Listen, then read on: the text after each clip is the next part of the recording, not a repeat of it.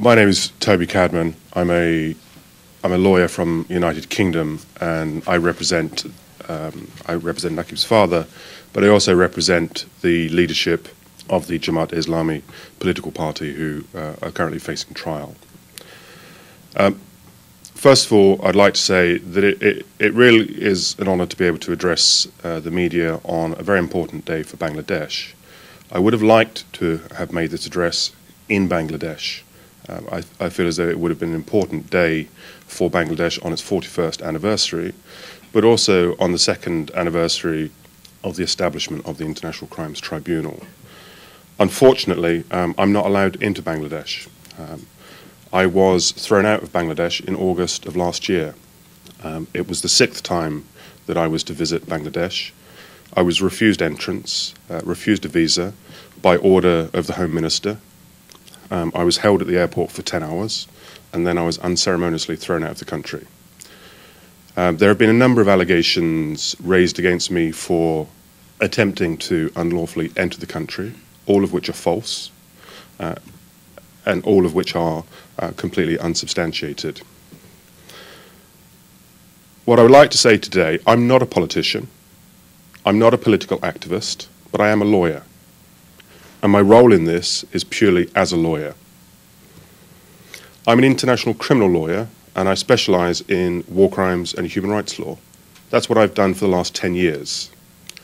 And because I do that, I believe that a process has to accord to certain fundamental standards.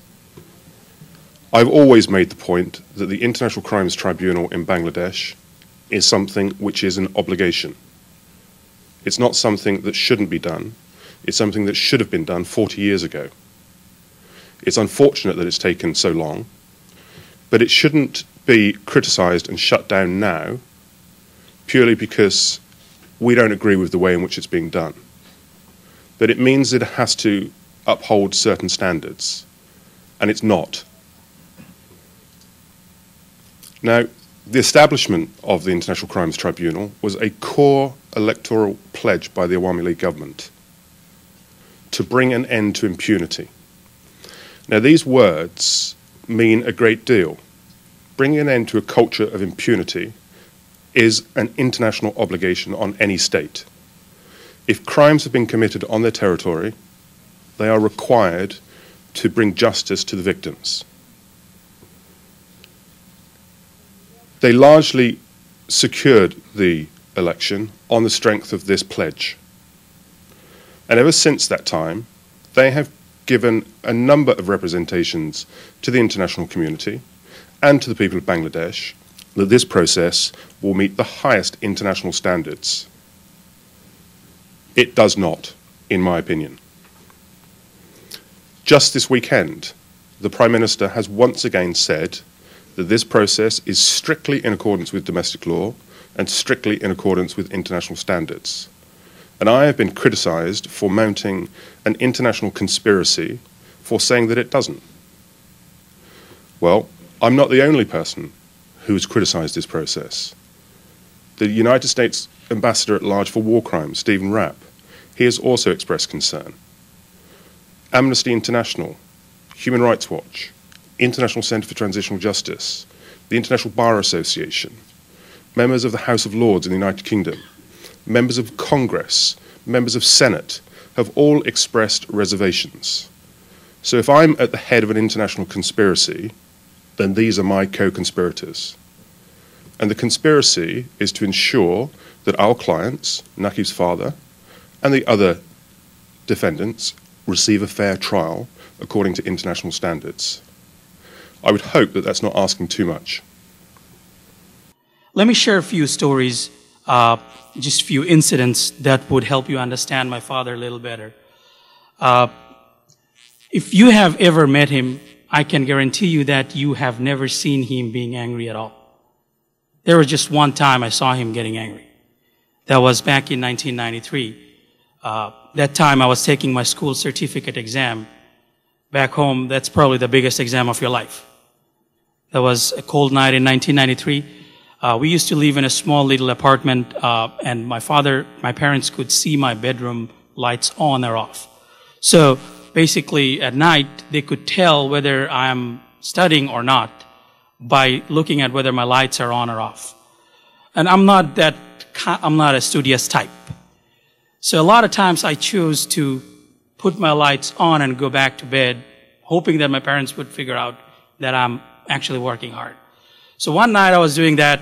I just went to bed with keeping my bedroom lights on. And all of a sudden I hear my dad just trying to wake me up. And I look up and I see that he's holding a glass of milk. And at that time, we didn't have microwave ovens. He woke up in the middle of the night, used those gas burners, warmed up the milk, warmed it up, hoping that he would find me studying. And I was really embarrassed. I could see that he's totally angry. But all he said to me is that, "Are you serious?" That's all. That's as angry as he can get. And this kind of person is being tried for human rights violation.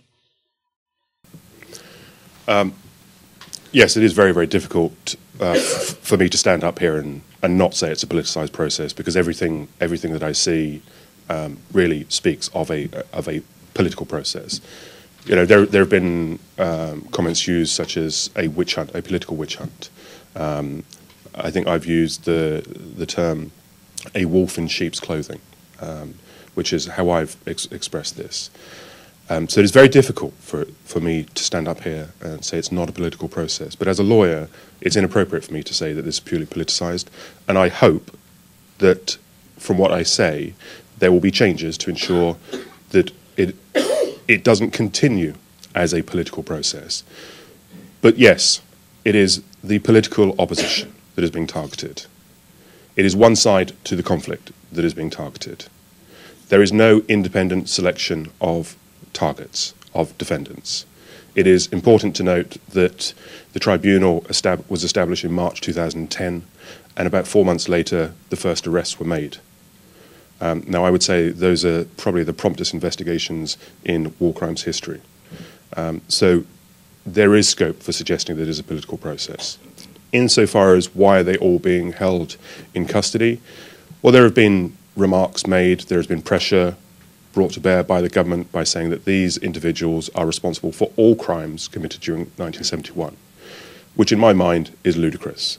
Now, the question might come as, like, how do you go about it? So my simple and humble request to all of you is that let the truth be heard. We're not afraid of truth, but truth needs to be heard. Right now, the sufferings that people are having in Bangladesh, nobody is making a buzz out of it. So we need to hear. We need to be heard. Thank you.